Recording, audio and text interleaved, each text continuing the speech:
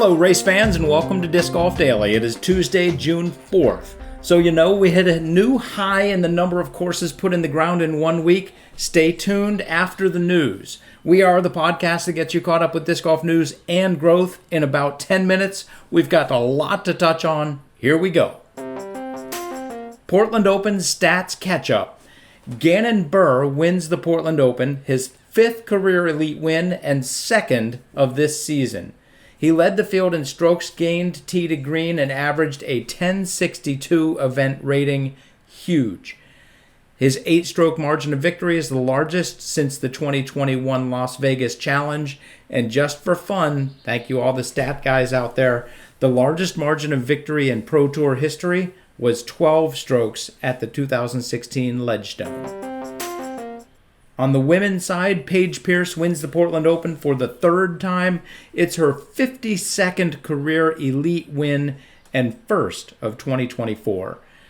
Paige led the field in fairway hits, strokes gained tee to green, and averaged a 995 rating. Averaged that. Her second round was rated 1015.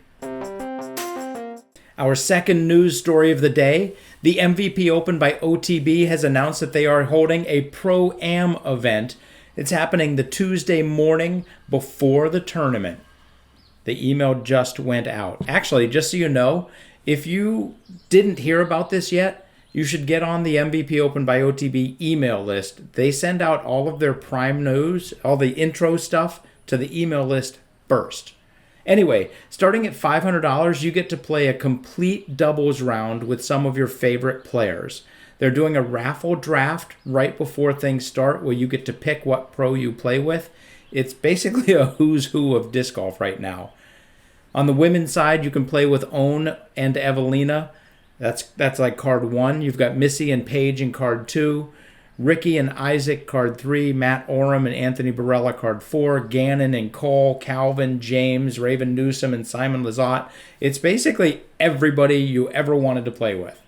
Tickets include continental breakfast, a round on Maple when she's all dressed up for the tournament, playing with that round with 2 pros, one of whom is your partner, a barbecue lunch upstairs in the Sap House with all the pros, and an awards presentation. Special thanks to Paul of East Coast Metal Roofing for helping us create this event. You do not need an event ticket to play in this event, but space is very limited. And seriously, why wouldn't you go watch your doubles partner compete in the MVP Open, the final playoff event? Our number 3 news story of the day, PDGA Updates.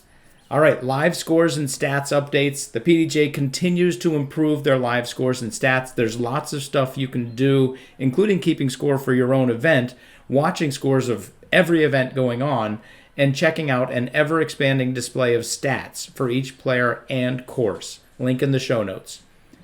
School grant program expanded and explained. So the PDGA rolled out a school grant program. They've now expanded on that. One cool thing that I read in there was that half of the grant money can go to support your school's disc golf team or club. If you know someone on a high school or college club, encourage them to apply for a grant before too many people learn about this great program. PDGA Europe. Lastly, in the PDGA world, there is a focused effort to promote disc golf in Europe. The Europeans are using the hashtag #GoEurope, as if anybody still uses hashtags. I just let ChatGPT tell me where Europe is. One part of the plan is sending PDGA Europe signage to courses around the continent. They've made sure to make it easy to transport and make sure all of the signage is top quality. It's the same stuff the Pro Tour uses at DGPT Europe events. Sets of signage were sent to 14 different countries across Europe, including Great Britain. Seriously though, I like the pride and excitement that this is bringing to the table. Here's the quote they end the press release with. Check this out. We are here. We are one. We will fight. We will fail. We will prevail. From the fjords of Norway to the shores of Spain, from the fire of Iceland to the hope of Ukraine. 30 countries, one voice. Go Europe. It sounds awesome and, frankly, probably better than what America feels like sometimes. Having said that, I'm still rooting for Team USA at the President's Cup. just like 80% of our listeners. News story number 4, UDisc League update. UDisc 19.3 is here, and leagues have been vastly improved. Link in the show notes to learn more and apply for your league today. Number 1, there's a smoother check-in. Someone left their phone behind, no worries. League participants can filter by players who checked in or not, as well as players I've played with in the past, making the check-in process that much easier. There's also an updated league dashboard with checklists. Checklists always make things easier. You can manage and play the league. So just because you're running the show doesn't mean you shouldn't be able to play. You can access your league tools from the app or directly from your scorecard by tapping the tools icon. But wait, there's more. Of course, with UDisc, there's always more. You can create custom events within your league. You can send urgent push notifications. That's huge. And they now have an ace pool tracker. Once again, UDisc is making life easier for people running events. Check out their league tools today and get more people playing every day. I don't even know what number we're up to. I think this is our number 5 news story. And it's also about Europe, the European Open President's Cup. They've just announced the qualification methods for this event that started in 2006, and Team USA has always won.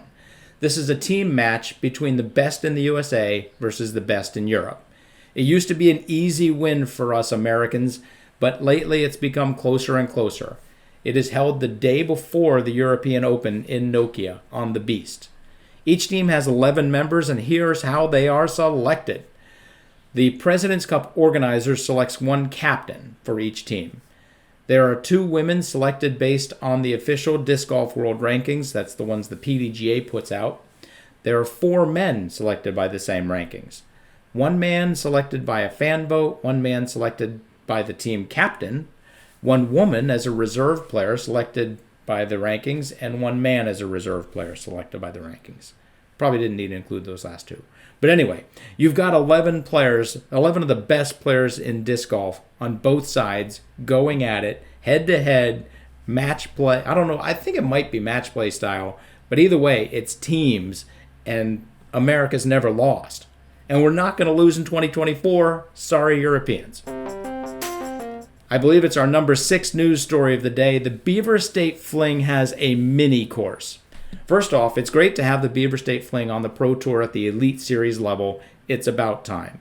Thank goodness the Pro Tour invested hundreds of thousands of dollars so we would be able to watch events at courses like this. They seriously invested tons to make this happen. First story of the week, first story of Beaver State Fling Week. There is a mini disc golf course at Milo, and the tee pads are sponsored by Rip It Grip, and they look totally adorable. This little Rip It Grip pad in the mulch, perfectly done. Link in the show notes if you want to see the picture.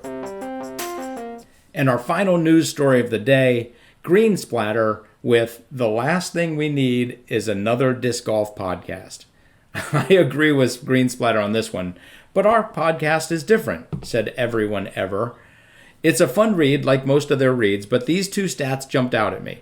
90% of podcasts don't get past episode 3, and 90% of the remaining podcasts quit after episode 20.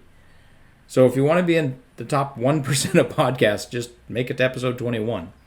Having said that, last month we had our 10,000th download. And on Friday of this week, we will reach our 100th episode. Thank you very, very much. He is right, though. Planning a podcast is much more fun than doing a podcast. However, I'm going to overall disagree with the Splat on this one. The more disc golfers trying their hand at podcasting, the better the odds of us finding our next great podcaster. Having said that, he actually does kind of agree. He just says, if you're going to make a podcast, do something different. And on that, we definitely agree. For example, don't make a podcast that gets you caught up with disc golf news and growth in about 10 minutes. That's already being done. So let's get to the growth. Tuesday is UDisc Course Growth Day, and we did indeed set a record for the number of courses put in the ground in 1 week in 2024. That number used to be 30. We blew the doors off, beating that by 20%. with 36 new courses. There are currently 15,573 courses in the ground. This year, we are averaging over 20 courses a week, and that includes January and February. Who's going to build a course in January?